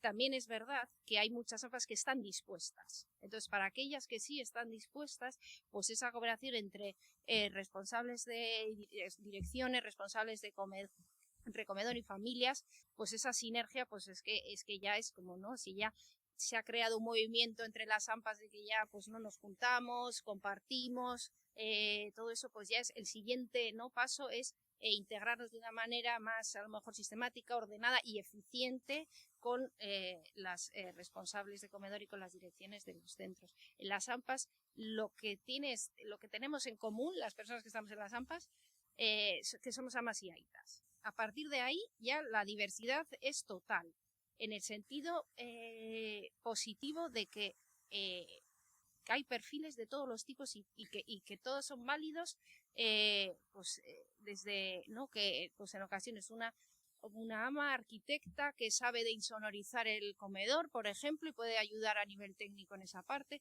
otra ama aita que sea nutricionista y que puede a lo mejor en esa parte más ¿no?, de lo que es los menús en concreto o los amaiquetacos. Otra persona sabe escribir proyectos, subvenciones, que también es importante. Otra, no sé, sabe organizar fiestas, eso también es importante. A lo mejor si quiere hacer algo de sensibilización y para que resulte más atractivo, pues hay que darle igual un toque más festivo, eso es igual de importante. O hacer una actividad para sacar dinero para otro, eso todo es válido. Hay gente que se sabe reunir bien y mantenerse bien, a lo mejor, porque hay veces hay que reunirse con el ayuntamiento, con yo qué sé, y hay gente que es buena en eso.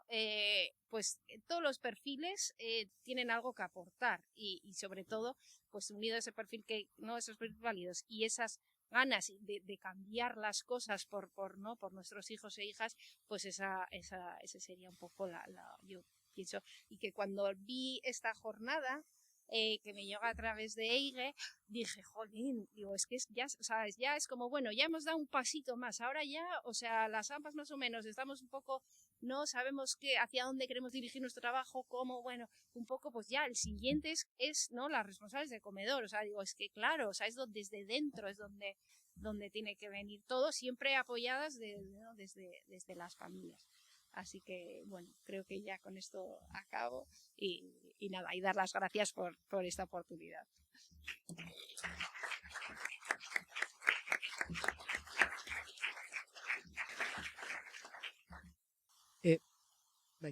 Bai, bueno, eskerrik asko zue, uste dut hitz horiekin ja ez daukadala ezer esatekorik. Eta, bueno, orain tartetxo bat daukagu galderentzat, bai, 11:30 arte, tarte bat daukagu galderentzat, nahi duzuenari, hemen mikro bat dago, ez dakit, mikro bat daukagu hemen, eta, bueno, galderen tarte, 11:30 arte, bai? Animatu, eta nik uste hemen gauza pila bat atera dila, eta seguru galdera dituzuela, orduan, bueno, tartetxo bat galderetarako.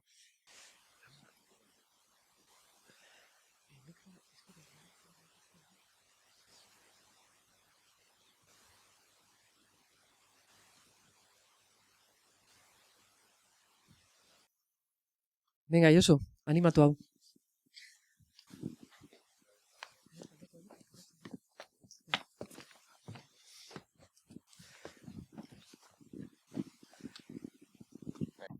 Bai, esan hori, bueno, esan hori egiten diozun galdera, edo... Bueno, egunon, Aitorrentzako da galderie. Hasieran komenta dozu, hori, eskoletan zuek espazioak erabiltzen dozuela, badibidez, edo psikogela, edo liburutegize, ez da jantokizen ordu horretan. Zelan antolatzen dozu espazioen kudeaketa hori edo?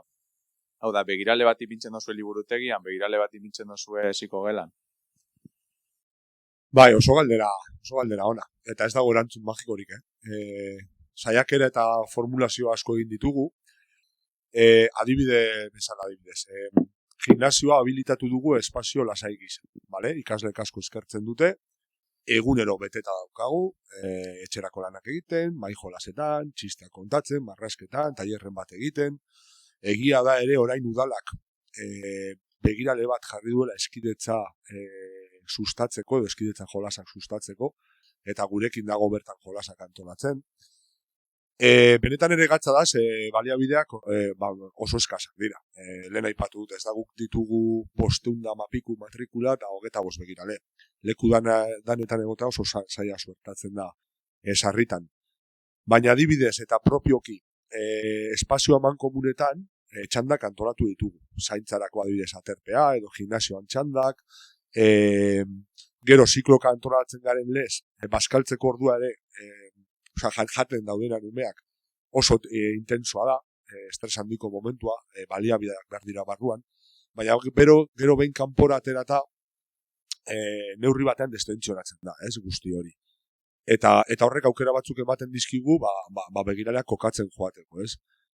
Ziklo batek ez dakize tailer egiten baldin badu, ziklo hortako begiraleak joaten dira taldearekin, baina espazio lasaian badibidez aipatu duan bezala beti dago norbait rotazioak egiten, edo nik zer dakit, psikogeletanagoa zenean ere, saiatzen gara erreferentziazko begiralekin joaten, eta bueno, horrela jokatu hori dugu, baina ojo, ez da bater erraza. Ze batzutan gertatu izan zaigu, begiraleak falta zaizki. Txoko guztiak zainduta eta bermatuta izateko, ez? Ez da bater erraza, benetan. Askotan hanka sartu dugu, beste batzutan asmatzen dugu, oroar esan genezake funtzionatzen duen zerbait dela, baina arrazoi guztia daukazu planteatzerakoan galdera hori, seguk gehien somatzen duguna hain zuzen ere hori da, ez? Askotan txanda bat bazkaltzen baldin badago, barruan 10-12 begirale ditugu. Eske patioan 5 daude. Orduan, guzti hori artikulatzea gatza da. Antolakuntzak benetan eragina handia du. Hau da, ditugu baliabideak ditugu denok, baremokadoa hori, eta horrez dago zer eginik.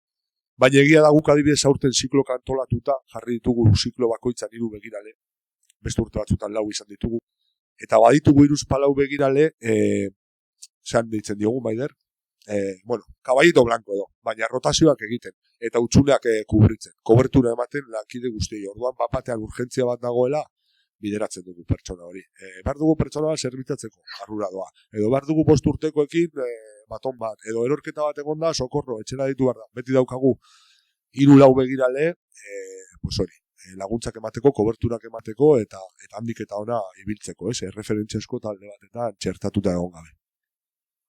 Ez dakit erantzun dudan. Bai, eskerrik asko.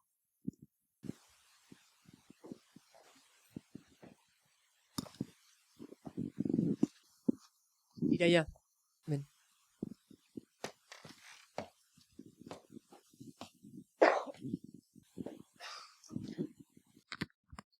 Uxu erentzat, ez zait garbi gelditu zuen eskolan, zer dute katerina, sukaldea, buru jabetzatik ari zarete, agian esan duzu, baina ez zait garbi gelditu gazteleraz? Gazteleraz, ulertu dut, baina gazteleraz. Vale, markatu. Es una escuela pequeña, solo tienes de infantil primaria, una línea, y es eso, que es pequeña, urbana, rural, y bueno, no voy a contar mis penas, pero bueno, con muchas, entonces tenemos comida transportada. Entonces, una de las cosas hace unos años que hicimos con la otra fue, es decir, que tenemos muy poca capacidad de modificación, pero a veces más de la que piensas. Entonces, una de las cosas que se hicieron fue, bueno, pues miramos bien los menús, tal, y por ejemplo, bueno, pues muchas cosas no te dejan cambiar, porque esos menús están aprobados con meses de antelación, pero algunas pequeñas cosas sí, pues por ejemplo, pues en cuanto al postre, pues si se ponen los yogures naturales o azucarados, eso sí te dejan cambiar. Pues también dijimos, pues ketchup, patatas chips y esas cosas que no trajeran. Bueno, pues ese tipo de cosas pequeñas, pero que al final mandan un mensaje, pues sí se pueden hacer. También pues el tema de los amaiquetacos, un poco pues regularlos, y sobre todo yo a veces desde nuestro, que somos eso, pues que tampoco somos, ¿no? Hay muchos ejemplos de AMPAs que son mucho más activas, hacen muchas más cosas, pero bueno, como yo digo, estamos ahí y lo que hay que un poco intentar crear un poco de ambiente, por así decirlo, para que cuando el cambio venga, el cambio más sea posible un cambio, ¿no? Con toda esta estructura, un cambio más gordo, gobiernos, pues ya estamos subidos al carro, no hay que empezar a sensibilizar, empezar a no sé qué, aunque igual no podamos directamente cambiar muchas cosas, pero crear como un caldo de cultivo favorable y cuando pues entre, ¿no? Toda la, más de una manera más colectiva se vayan dando pasos, pues ya estamos ahí, ¿no? Por así decirlo, porque sí que es verdad que es muy limitado, pero ya te digo que menos de lo que a lo mejor pueda parecer.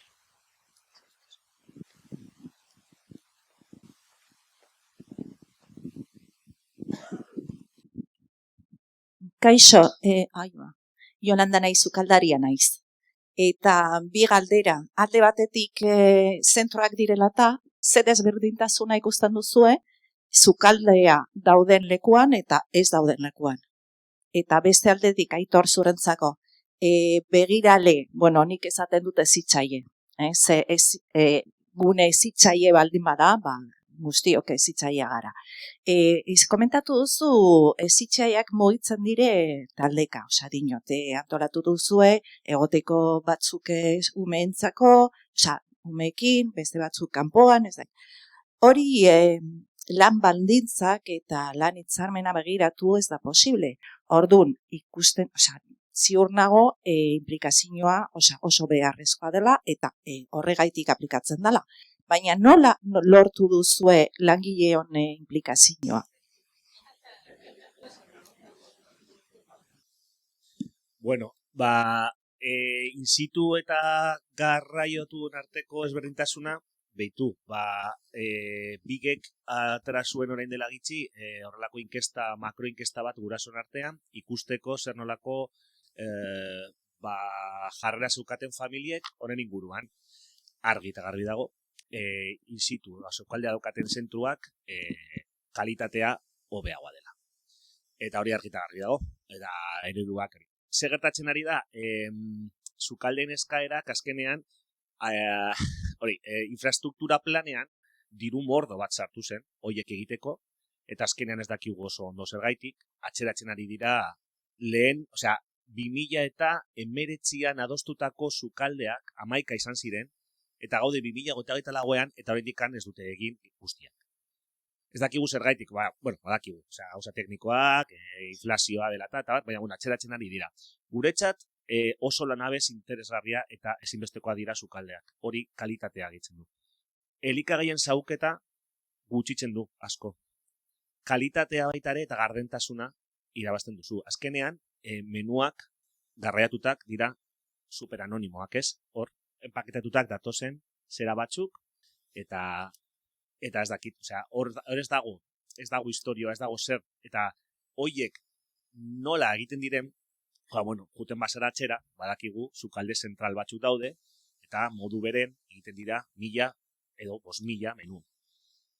Kalitatea, noski, gutxitzen da. Badaude teoria asko, zaten dutela, zera nutrizionalak mantentzen direla, beroarekin, teoria ezberdina daude, uste dugu, ez dela berdina, zera bat,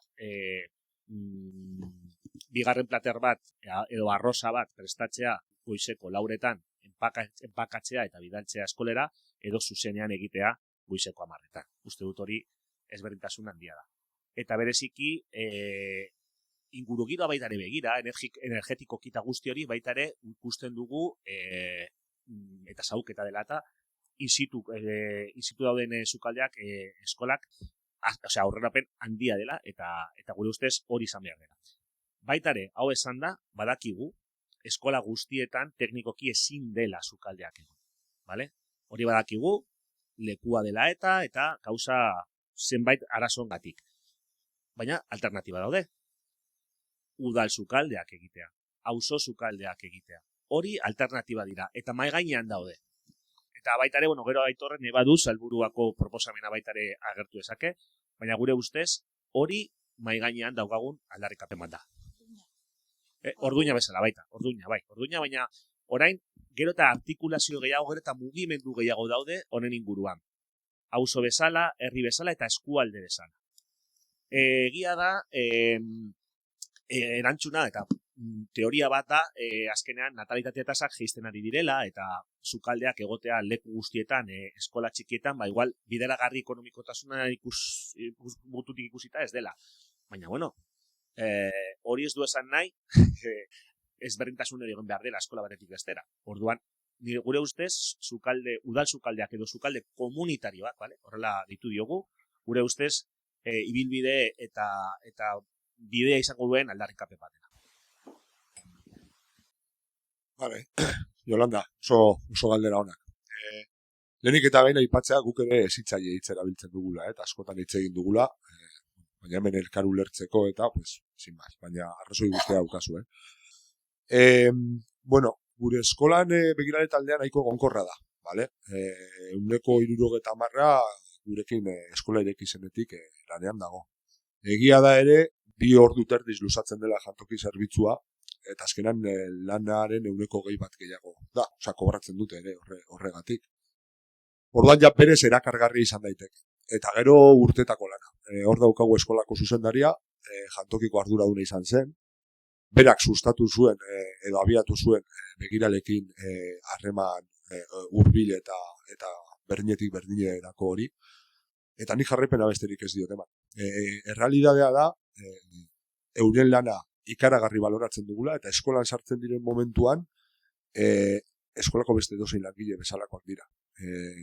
Oso aintzat hartuak dira, jantoki batzordean, egoen berretik eratorritakoan aukera dute parte hartzeko ere, asko exigitzen diogu lehen aipatu dut, baina asko zaintzen ditugula ere esango nuke. Osea, astapenetan egia da igual, bagelak irekitzarena tutore batzuek ez zutela oso begionez ikusten, baina orain normaltasun guztiarekin egunerokoan, eske beste bat gehiago dira. Orduan, zuzendaritzatik eta jantokiko arduradunaren eskutik oso garrantzitsu ikusten dugu begiraleak asko zaintzea. Exigitzea baita eta aserretu bat magara, edo toke bat ebamar baldin bazai ematen zaie, porque horrela da, mugikorrekin adibidez sekulako aferak euki ditugu, horrela da. Baina gero zaintzen baditugu erantzuten dute, vale? Erantzuten dute eta guri erakutsi dugute, zuk aipatu duzu, lan hitzarmenari erreparatuta, orain sekulako mobi dauki dugu entregekin, informekin, eta bar. Baina erun jarrera marrekoa da, nik eskatzen baldin badiet, jodaz bat antolatzeko beste lekuntara joaten dira. Euren kabuz asamblea bat egin dute eta informeak berreskuratzea erabaki dute euresten hitzaren gainetik, eta mehatxua zuten. Asko zaindu behar den harreman bat da, eta askotan ez da egiten, ez? Hezkuntza komunitate bezala. Eta bueno, nik uste dut orgakoetako bat dagoela, Zenik 1000 planteamendu egin ditzaket, baina begirale taldea plantatzen bazait edo ez badu erantzuten, ez gara oso urrutira joan. Vale? Bai, azken galdera batentzako ere denbora badago. Orduan, ez dakit, 5 minutu ditugu. Beste galdera bat. Kaixo, Aitorrentzako bai. Hasieran komentatu duzu, azkenean zure arlo pedagogikoagoa dela, lankarga administratiborik kendu egin dizutela. Nire galdera da zuzendaritza taldeko kide moduan, noren gainean erori da? Hori igual Maiderri pasa mikrofonoa eta berak erantzuko dizu hobeto. CRPT-etatik, kredito de libre elección horietatik, enkaja egiterakoan, lehentasun bat jantokia ondo artikulatzea izan den lez, lehentasuna izan du, laguntzak HH-era edo LH-era bideratzen diren bezalase, pues horrela ikusi izan eta benetan ere sekulako triunfada izan da, ez? Eske ikaragarri baldintzatzen dugu lana, jakingo duzu, horretan alizareten guztiok. Osea, azkenean, egin behar administratibo guzti horiek baldintzatzen dute erabat gure esku hartzea eta improvisatzen goaz, eta korrika batean, hori sektore guztian esango nuke, ez? Baina errealidade bat da, vale? Errealidade bat da, hor dago, eta deskargo hori asko eskertu da, eta nabaritu da. Gorputz hezkuntzako lankide bat ere badut, ordu soltetan nirekin lanean, horrek feedback bat ematen dit, nik zerbait proposatzen badut berak buelta erdi bat ematen dio, komplementatzen du, itzela. Osea, horrela zerbait egin daiteke. Eta lata guztiz ere, ez dugu beti asmatzen, Ze errealidade gordina abia puntua eta arazoa estrukturala da. Osea, 37 ikasle izatea, zure menpe begirale bezala, hori zuzenan temerarioa den zerbait da.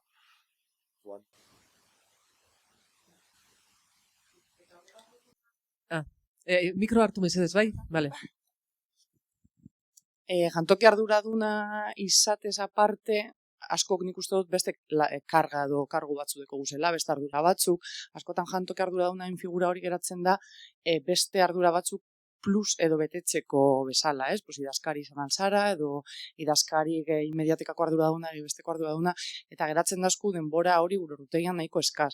Orduan, karga hori, administratibo karga hori kendu arren be, zure kasuan adibidez, jantoki ardura hori asteko zenbat ordutan dekozu edo ordutegian. Euneko egunean dago, bai. Bai, hiru lerro dira, 500 ikasle eta errepetean horrela esleitzen da. Bai, errealitateak anitzak dira. Hori hortan arrazoi guztia duzu eta beti ez da posible izaten nahi dugun hori egitea, ez? Baina benetan ere puntazo da, edozein kasutan hor dago elementu hori eta guk asko somatu dugu hobekuntza. Osea, bestelez ez gara esari iristen. Osea, gutariko bakoitza pertsona terdiren lan egiten da. Hola da. Badaude beste pare bat minutu. Beste norbait galderak anatzean. Egon, pasaiozu mikro hartu mesedez, bale? Ez, baino, grabatzen ari gara baita, bale?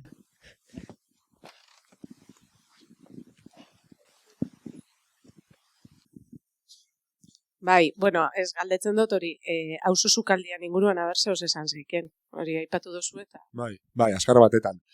Hasieran aipatu dut, gure proiektuaren edo planteamenduak bi ardatz dituen, bata eskuartze pedagogikoa eta bestea sukalde propioa izatearena. Hasiera batean gure ideia zen eskolan bertan sukalde bat eraikitzeko eskatzea, ez?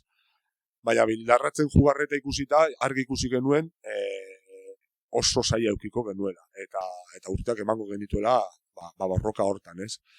Hori alde batetik aintzat hartuta eta bestetik azken 20 urtetan egin diren ikastetxeak ez daudela diseinatuta sukalde izateko guk balorazio bat egin genuen. Sukaldea egiten badugu, espazio bat galtzen dugu. Izan jateko, izan patioan, edo izan beste dozein espazio, eta hori ere ez genuen nahi. Orduan, auzo gaztea izanik, lokal pila utzik daude, eta gure buruari pixkat bueltak ematen, planteatu genuen, auzoko beste zuzendaritzekin hitz egitea, ia batasunik zegoen, eta plataforma bat ere ikitzea familiekin batera. Hau batez, bat egin genuen Arantzabelak, Errekabarrik eta guk, auzoan gauden 3 ikastetxeak, aurre eskolei ate irekita itzi diegu eta eraikitzen ari den institutu hori ere, bada. Eta benetan ere, oso ondo atera den, astapenetan gaude, hori egia da, baina oso ondo atera den kontu bat da, 3 zuzendaritzak bete-betean implikatu dira, familiak ni os cuento, plataforma bat eratu dugu subjektu bezala, negoziak eta prozesu guztirako, eta oso berde dagoen kontua da, administrazioa interpelatu dugu, eragile askorekin bildu gara, batasuna dago planteamendu guztionen atzean, eta gainera gure apustua da, auzoan bertan, sukaldatzeaz gain, hornitzaileak eta ereduera bat aldatzea. Ez digu ezertarako balio eurestek lehengaiak hartzen jarraitza. Gu nahi duguna da, komertzio lokalean, freskoan, produktu hurbilean, sostengarrian oinarritutako sukalde bat izatea, eta lehengai horrekin lan egitea. Hori izan da apustua eta horretan agoaz. Eta, ikusiko dugu zer erantzun daukagun administrazioaren partetik, baina ez de luego plataformatik konfrontazioaren bidea ez da deskartatzen. Ulertzen dugulako, lehen aipatu da 2000 urteko sabaia, ulertzen dugulako legeak gizartearen beharretara egokitu behar direla, eta ez gizartea lege arkaiko batzuetara egokitzea, ez? Amaituko dugu, oso ondo goaz denboraz.